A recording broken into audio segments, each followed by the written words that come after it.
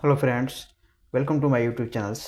आज देखते हैं यूज ऑफ देयर। ठीक है, तो देयर का प्रयोग हम कहाँ करते हैं। ठीक है, वैसे देयर का मीनिंग जो होता है वो होता है वहाँ। देयर का मीन्स होता है वहाँ। ठीक है, लेकिन यहाँ जहाँ हम इसका प्रयोग करने जा रहे हैं यहाँ इसका कोई मीनिंग नहीं होता है। ठीक है, जैसे अगर हम देयर का बेसिकली जो यूज करते हैं, जैसे गो देयर, वहाँ जाओ। ठीक है, गो देयर, वहाँ जाओ। तो यहाँ देयर का मीनिंग वहाँ होता है, लेकिन यहाँ जब हम सब्जेक्ट के रूप में यूज करते हैं इसका, तो यहाँ इसका कोई मीनिंग नहीं होता। जब भी देयर का सब्जेक्ट के रूप में यूज होगा तो वहाँ हम इसका कोई मीनिंग नहीं रखेंगे, इसका कोई मतलब नहीं होता। ये एक मतलब तरह से मतलब इंट्रोडक्टरी वर्ड होता है, जिसे हम परिचय कराने के लिए किस सेंटेंस में रखते हैं। देखिए, जिन वाक्यों में किसी बात का होना या ना होना पाया जाए और सब्जेक्ट का पता नहीं चलता है तो उसे देयर से स्टार्ट करते हैं, बनाते हैं। ठीक है, यहाँ देयर का कोई अर्थ नहीं था होता। ठीक है, जब भी सब्जेक्ट के रूप में हम देयर का प्रयोग करेंगे इसका कोई मीनिंग नहीं होगा। ठीक है, अब देखिए, देयर के साथ is, are, was, were, will be, S L B का हम प्रयोग कर सकते हैं। ठीक है, अब देखिए, देयर के साथ सिंगुलर वर्ब, प्लूरल वर्ब, ठीक है, दोनों आ सकते हैं, क्योंकि देयर मतलब कोई क्या है, मतलब एक प्रोनाउन नहीं है। ठीक है, कि सिंगुलर चाहे प्लूरल प्रोनाउन है, ये एक इंट्रोडक्टरी वर्ड है, मतलब यहाँ इसका कोई मीनिंग नहीं होता है। इसलिए हम देयर के साथ जैसा मतलब सिचुएशन रहेगा उसके हिसाब से हम वर्ब का प्रयोग करेंगे। जैसे अगर सिंगुलर सिचुएशन की बात, सिंगुलर नाउन्स की बात हो रही है तो सिंगुलर वर्ब का प्रयोग करेंगे। सिंगुलर प्लूरल प्रोनाउन की बात हो रही है तो प्लूरल वर्ब का प्रयोग करेंगे। ठीक है, जैसे देखिए एग्जाम्पल के थ्रू हम देखते हैं। नाव में एक लड़का है, लेकिन यहाँ सब्जेक्ट का पता नहीं चल रहा है, नाव में एक लड़का है। ठीक है, तो अब इसको हम देयर से स्टार्ट करें, मतलब इस टाइप के सेंटेंस को, जैसे कोई घटना हो रही, कोई काम हो रहा, नाव में एक लड़का है, कक्षा में 40 छात्र हैं, इस तरह का जो भी सेंटेंस रहेगा जहाँ हमको सब्जेक्ट का पता नहीं चलता है वहाँ हम क्या करते हैं, देयर से स्टार्ट करते हैं। जैसे नाव में एक लड़का है, ठीक है, तो एक लड़का है यानी सिंगुलर है तो इज का प्रयोग करेंगे। ठीक है, और प्रेजेंट में है तो इज का प्रयोग करेंगे। प्रेजेंट में इज, आर का प्रयोग करते हैं, और पास्ट में वाज, वर का प्रयोग करते हैं, और फ्यूचर में विल बी या शैल बी का प्रयोग करते हैं। ठीक है, देयर के साथ। तो नाव में एक लड़का है, प्रेजेंट है, तो सबसे पहले क्या लिखेंगे, देयर। एक लड़का है तो इज लिखेंगे, देयर इज अ बॉय। कहाँ, नाव में, in boat, boat, there is a boy in boat. नाव में एक लड़का है, कक्षा में 40 छात्र हैं। अब कक्षा में 40 छात्र हैं। ठीक है, अब यहाँ भी सब्जेक्ट का पता नहीं चल रहा है, इसको भी हम देयर से स्टार्ट करेंगे। ठीक है, अब देयर देखिए, कक्षा में 40 छात्र हैं यानी प्लूरल है, एक से अधिक है तो आर का प्रयोग करेंगे। ठीक है, देयर आर 40 बॉयज चाहे students, in class. There are 40 boys student in class. अस्पताल में एक डॉक्टर था, अब ये पास्ट का आ गया था, अस्पताल में एक डॉक्टर था, तो देयर वाज। सिंगुलर है तो वाज लगाएंगे, there was a doctor in hospital. There was a doctor in hospital, अस्पताल में एक डॉक्टर था।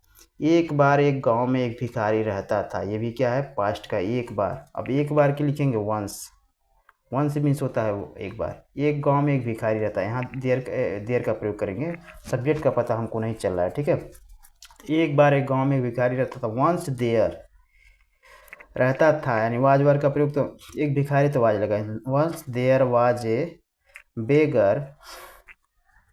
बेगर मीन्स भिखारी, once there was a beggar, live means रहना, तो लिव्ड हो जाएगा, सेकेंड फॉर्म लगाएंगे।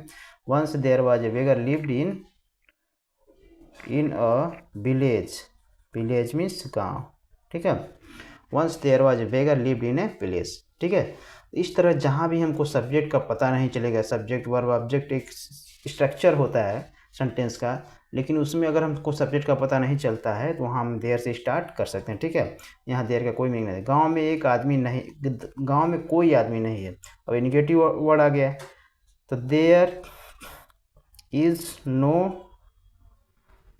Person in village, there is no person in village. ठीक है, there is no person in village, गांव में कोई आदमी नहीं है, there is no person in village. उसके ज़िंदगी में कोई लड़की नहीं थी, उसके ज़िंदगी में कोई लड़की नहीं थी, तो इसको भी देयर से स्टार्ट करेंगे, there was no girl in his life, उसके ज़िंदगी में कोई लड़की नहीं, there was no girl in his life.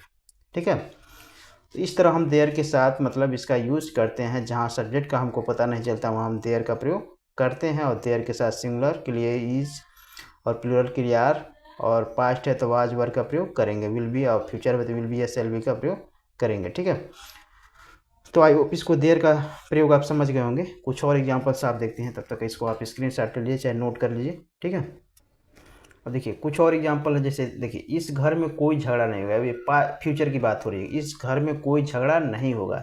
इस घर में, यहाँ भी हम सबको सब्जेक्ट का पता नहीं चल रहा है, इस घर में कोई झगड़ा नहीं होगा, इसको भी हम देयर से स्टार्ट करेंगे। ठीक है, देयर, अब फ्यूचर है तो देयर विल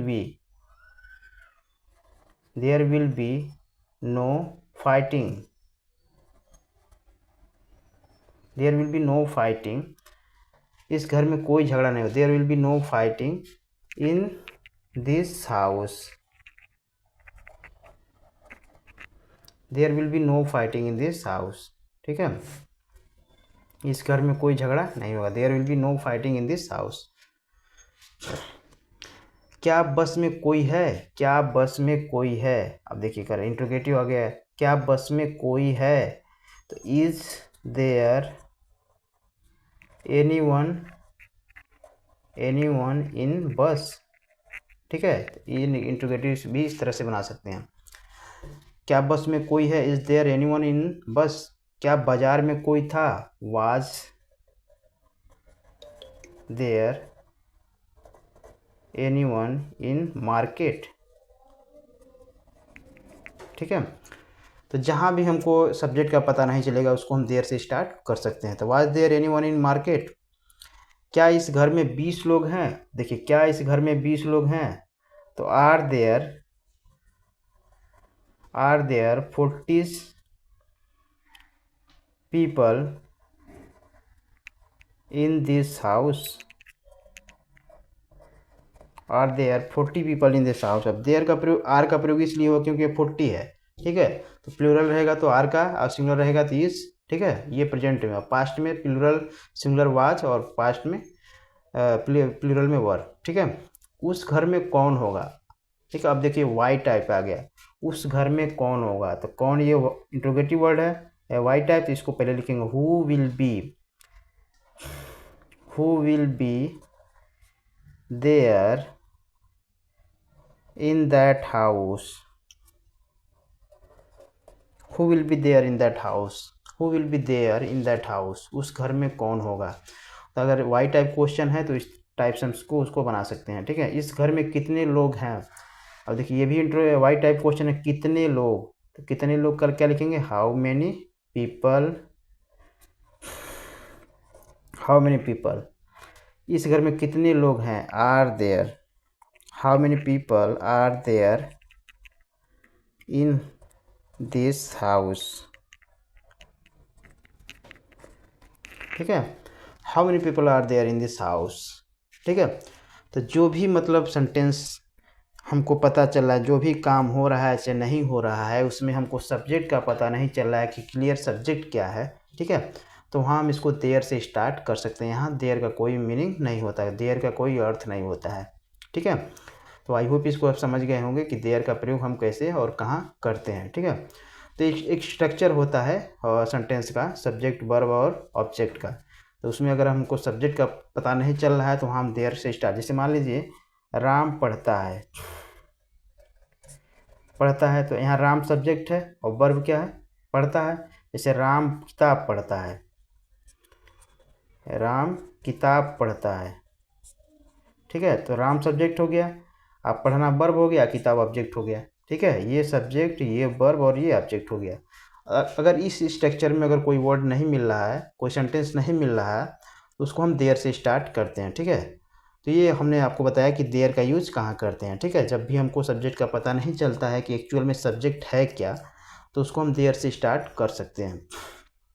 ठीक है, तो आई होप इसको आप समझ गए होंगे कि देयर का प्रयोग कहाँ करना है, किस सेंटेंस में देयर का प्रयोग किस सेंटेंस में करना है, कैसे करना है। ठीक है, और कैसे करना है, ये सारी चीज़ें हमने आपको बता दी इस वीडियो में। और आज के बाद आपको कोई कन्फ्यूजन नहीं रहेगा कि देयर का जो भी मतलब काफ़ी कन्फ्यूजन रहता है लोगों को कि देयर का प्रयोग कहाँ किया जाए, कैसे किया जाए। आप कुछ सेंटेंस जब आप ट्रांसलेशन बनाते हैं, चाहे इंग्लिश बोलते हैं, तो कुछ सेंटेंस ऐसे आते हैं, इस टाइप के सेंटेंस आते हैं जिसको आप नहीं बोल पाते हैं। मतलब पता ही नहीं चलता है कि किस वर्ड का प्रयोग करें, कैसे करें, ठीक है। आप बोल तो लेते हैं, लेकिन जैसे एक्चुअल जो रियल होता है उसको नहीं बोल पाते हैं, ठीक है। तो आज से आप मतलब कोई आपको परेशानी नहीं होगी, आप देयर का बिना डरे, बिना हेजिटेशन के यूज़ कर सकते हैं, और सारी चीज़ें आपको पता चल गई।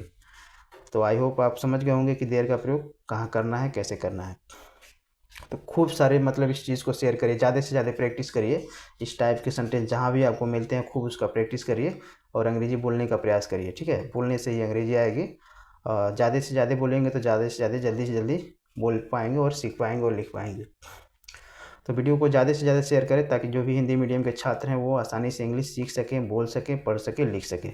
तो हमारा प्रयास यही है कि जितने भी हिंदी मीडियम के छात्र हैं उनको आसानी से इंग्लिश सिखाया जाए, ठीक है। क्योंकि हिंदी मीडियम के छात्रों का, लोगों का क्या होता है कि मैं बैकग्राउंड नहीं होता है इंग्लिश का, ठीक है, माहौल नहीं होता है। तो हम एक माहौल क्रिएट कर रहे हैं। तो ज़्यादा से ज़्यादा शेयर करिए, और वीडियो पसंद आए तो लाइक शेयर सब्सक्राइब अवश्य करें। मिलते हैं अगली वीडियो में, तब तक के लिए thank you, bye bye, Tata.